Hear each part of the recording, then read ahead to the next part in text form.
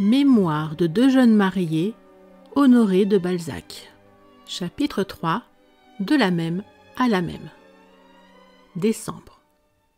Ma chérie, me voici prête à entrer dans le monde. Aussi ai-je tâché d'être bien folle avant de me composer pour lui. Ce matin, après beaucoup d'essais, je me suis vue bien et dûment corsetée, chaussée, serrée, coiffée, habillée, parée. J'ai fait comme les duellistes avant le combat. Je me suis exercée à huis clos. J'ai voulu me voir sous les armes. Je me suis de très bonne grâce trouvé un petit air vainqueur et triomphant, auquel il faudra se rendre. Je me suis examinée et jugée.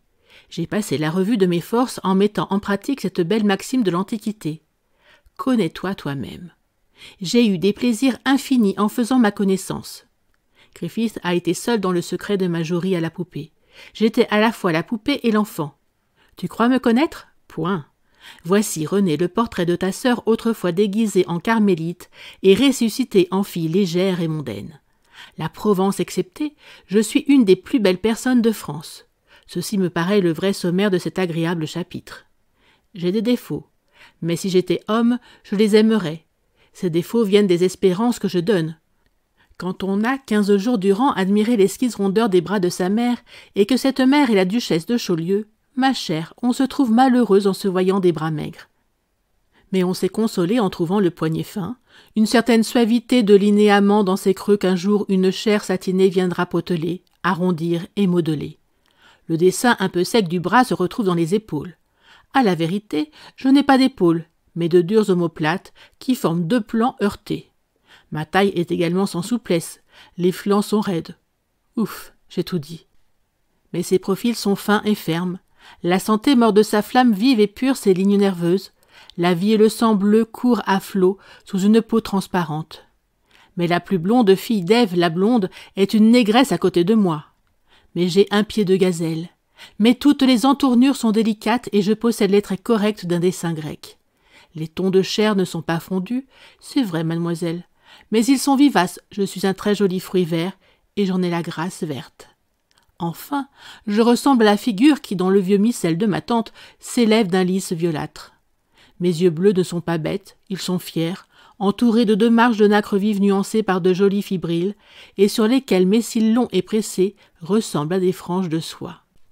Mon front étincelle, mes cheveux ont les racines délicieusement plantées, ils offrent de petites vagues d'or pâle, brunies dans les milieux, et d'où s'échappent quelques cheveux mutins qui disent assez que je ne suis pas une blonde fade et à évanouissement, mais une blonde méridionale et pleine de sang, une blonde qui frappe au lieu de se laisser atteindre. Le coiffeur ne voulait-il pas me les lisser en deux bandeaux et me mettre sur le front une perle retenue par une chaîne d'or, en me disant que j'aurais l'air Moyen-Âge? Apprenez que je n'ai pas assez d'âge pour en être au moyen et pour mettre un ornement qui rajeunisse. Mon nez est mince, les narines sont bien coupées et séparées par une charmante cloison rose. Il est impérieux, moqueur, et son extrémité est trop nerveuse pour jamais ni grossir ni rougir. Ma chère biche, si ce n'est pas à faire prendre une fille sans dot, je ne m'y connais pas. Mes oreilles ont des enroulements coquets, une perle à chaque bout y paraîtra jaune. Mon col est long, il a ce mouvement serpentin qui donne tant de majesté. Dans l'ombre, sa blancheur se dore. Ah, j'ai peut-être la bouche un peu grande, mais elle est si expressive, les lèvres sont d'une si belle couleur, les dents rient de si bonne grâce. Et puis, ma chère, tout est en harmonie. On a une démarche, on a une voix, l'on se souvient des mouvements de jupe de son aïeul qui n'y touchait jamais. Enfin, je suis belle et gracieuse. Suivant ma fantaisie, je puis rire comme nous avons ri souvent, et je serai respectée. Il y aura je ne sais quoi d'imposant dans les fossettes que de ses doigts légers la plaisanterie fera dans mes joues blanches. Je puis baisser les yeux et me donner un cœur de glace sous mon front de neige. Je puis offrir le coup mélancolique du cygne en me posant en Madone, et les vierges dessinées par les peintres seront à 100 piques au-dessous de moi, je serai plus haut qu'elles dans le ciel. Un homme sera forcé, pour me parler, de musiquer sa voix. Je suis donc armée de toutes pièces, et puis, parcourir le clavier de la coquetterie depuis les notes les plus graves jusqu'au jeu le plus flûté. C'est un immense avantage que de ne pas être uniforme. Ma mère n'est ni folâtre, ni virginale. Elle est exclusivement digne, imposante. Elle ne peut sortir de là que pour devenir léonine. Quand elle blesse, elle guérit difficilement. Moi, je saurais blesser et guérir. Je suis tout autre encore que ma mère. Aussi n'y a-t-il pas de rivalité possible entre nous, à moins que nous ne nous disputions sur le plus ou le moins de perfection de nos extrémités qui sont semblables. Je tiens de mon père, il est fin et délié. J'ai les manières de ma grand-mère et son charmant ton de voix, une voix de tête quand elle est forcée, une mélodieuse voix de poitrine dans le médium du tête-à-tête. Il me semble que c'est seulement aujourd'hui que j'ai quitté le couvent. Je n'existe pas encore pour le monde, je lui suis inconnu. Quel délicieux moment! Je m'appartiens encore, comme une fleur qui n'a pas été vue et qui vient d'éclore. Eh bien, mon ange, quand je me suis promenée dans mon salon en me regardant, quand j'ai vu l'ingénu défroque de la pensionnaire, j'ai eu je ne sais quoi dans le cœur. Regret du passé, inquiétude sur l'avenir, crainte du monde, adieu à nos pâles marguerites innocemment cueillies, effeuillées insouciamment. Il y avait de tout cela. Mais il y avait aussi de ces idées fantasques que je renvoie dans les profondeurs de mon âme, où je n'ose descendre et d'où elles viennent. Ma Renée, j'ai un trousseau de mariée. Le tout est bien rangé, parfumé dans les tiroirs de cèdre et à devant de laque du délicieux cabinet de toilette. J'ai rubans, chaussures, gants, tout en profusion. Mon père m'a donné gracieusement les bijoux de la jeune fille. Un nécessaire, une toilette, une cassolette, un éventail, une ombrelle, un livre de prière, une chaîne d'or, un cachemire. Il m'a promis de me faire apprendre à monter à cheval. Enfin, je sais danser. Demain, oui, demain soir je suis présentée.